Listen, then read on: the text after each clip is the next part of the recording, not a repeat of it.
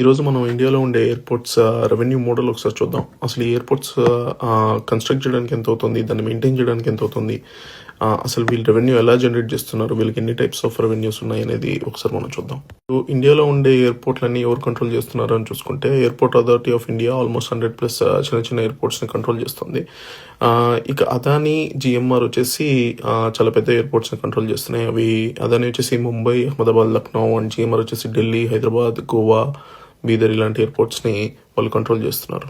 అసలు ఈ ప్రైవేట్ కంపెనీస్కి అంటే జిఎంఆర్ అండ్ దానికి ఎట్లా రెవెన్యూ వస్తుంది, వాళ్ళు ఎలా రెవెన్యూ జనరేట్ చేసుకుంటారంటే బేసికలీ 2 టైప్స్ ఆఫ్ రెవెన్యూ ఉంటుంది ఇండియాలో ఉండే ఎయిర్పోర్ట్స్కి. ఒకటి ఏరోనాటికల్ రెవెన్యూ, ఇంకోటి non aeronautical revenue. Aeronautical revenue చూసుకుంటే ఇది సింపుల్ అండి.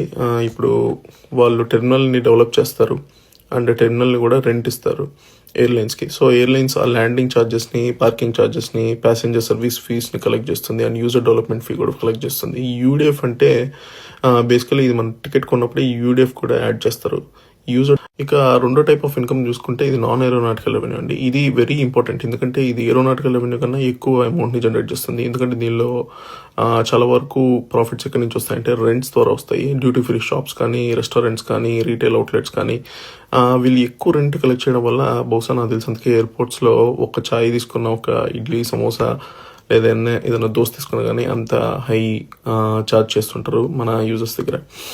అయితే ఇంకా lounge access, advertising, cargo handling, real estate leasing, so ఇలా చాలా టైప్స్ ఆఫ్ ఇన్కమ్ ఉంటుంది ఒక ఎయిర్పోర్ట్కి.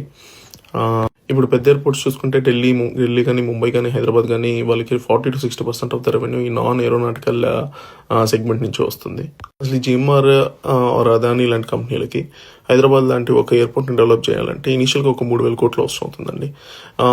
అరౌండ్ 2,500 to 3,000 crores వాళ్ళు ఇన్వెస్ట్ చేస్తారు. సో ఇండియాలో ఉండే ఎయిర్పోర్ట్స్కి ఇన్ని రకాలుగా రెవెన్యూ వస్తుంది.